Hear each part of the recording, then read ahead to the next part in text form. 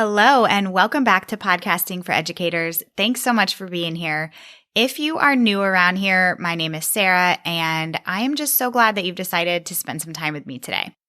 If you don't already know me, I'm a podcast manager, which means that I help my clients launch their podcasts, and then we provide monthly management for them. So we help with their editing, we write their show notes, all of those things that come with podcasting.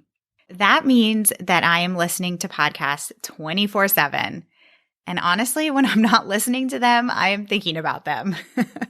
I love experimenting to see what works in terms of growing your podcast audience and serving your listeners in the best way possible. And one of the reasons that I started this podcast was to use it as kind of a calculated experiment so that I could see firsthand what works really well and what doesn't. And I mean, every podcast is different and every audience is different, but I've seen the big things that work. And last month, I did something that really worked, and that's what I want to share with you today. So let's go ahead and get started. And I do want to let you know that I have a really exciting announcement towards the end of the episode, so make sure that you stay tuned all the way through.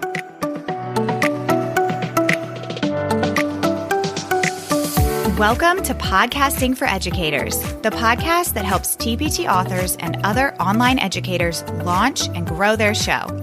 I'm Sarah, former elementary school teacher turned podcast manager, and I'm on a mission to help you get your podcast out and into the ears of those who need it most. Busy teachers, counselors, literacy specialists, SLPs, parents, and everyone in between. Each week, we'll cover quick tips, strategies, and podcast industry updates so that you can be on top of your podcasting game and gain some new customers along the way. Are you ready? Let's get to it.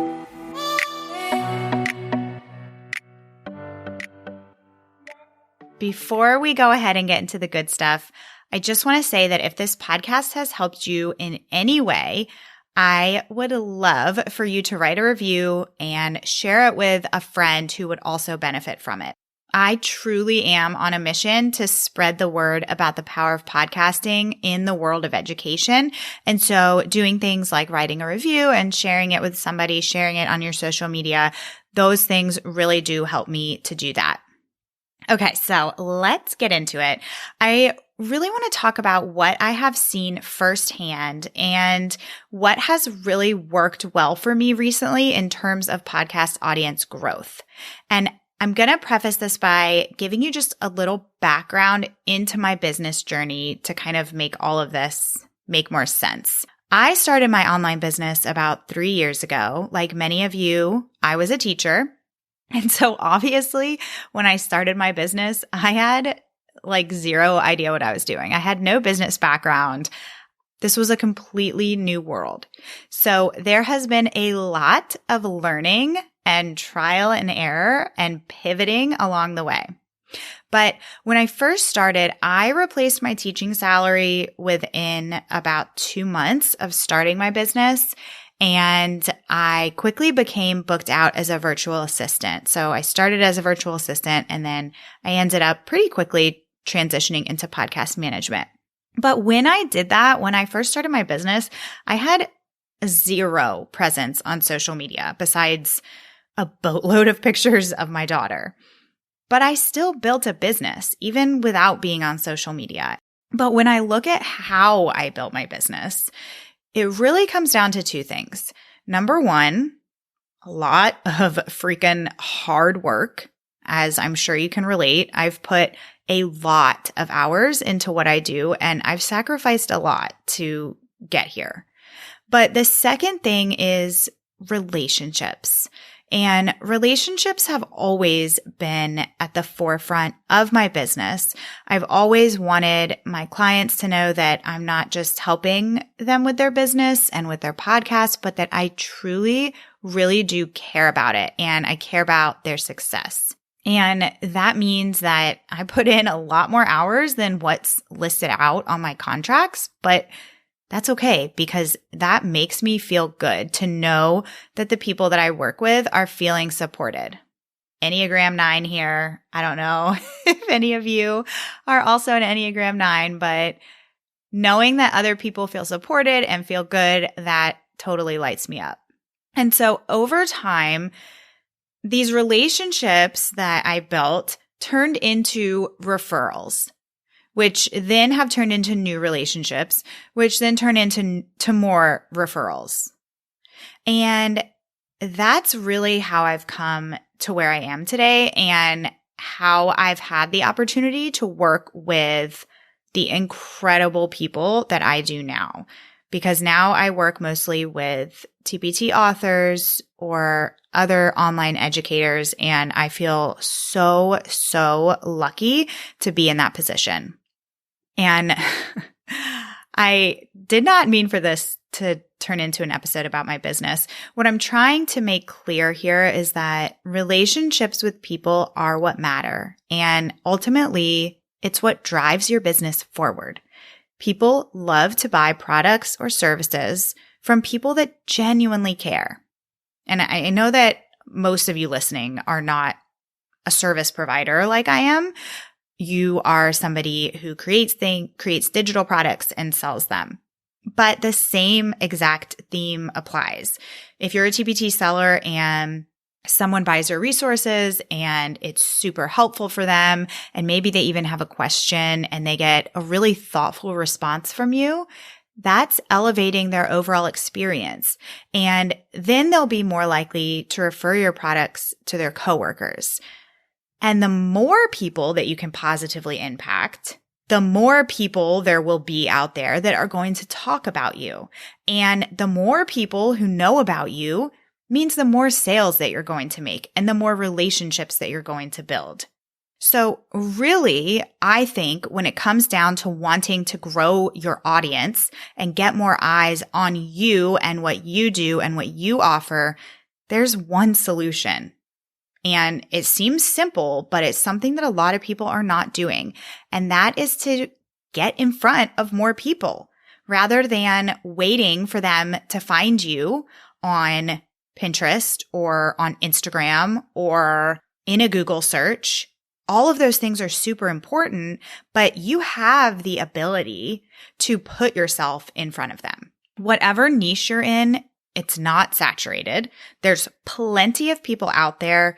There's plenty of teachers, counselors, homeschool parents, administrators, SLPs, whoever your audience is, there's plenty of them out there.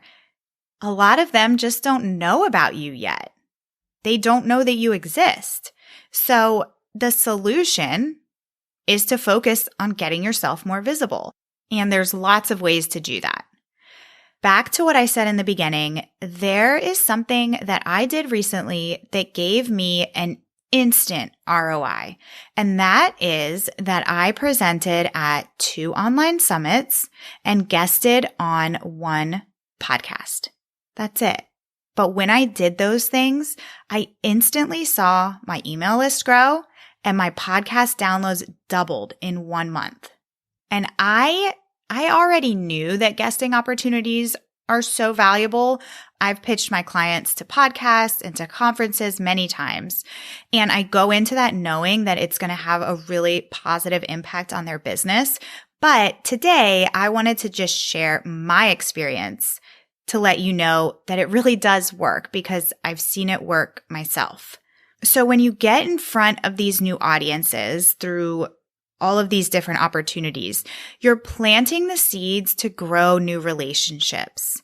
And that is the ticket: visibility, positioning yourself as the expert that you are so that others can learn from you. It's free, it's authentic, and it is super powerful. Like I said earlier, I work with several podcasters in the education space. And do you want to know what they are not getting in their inboxes or their DMs?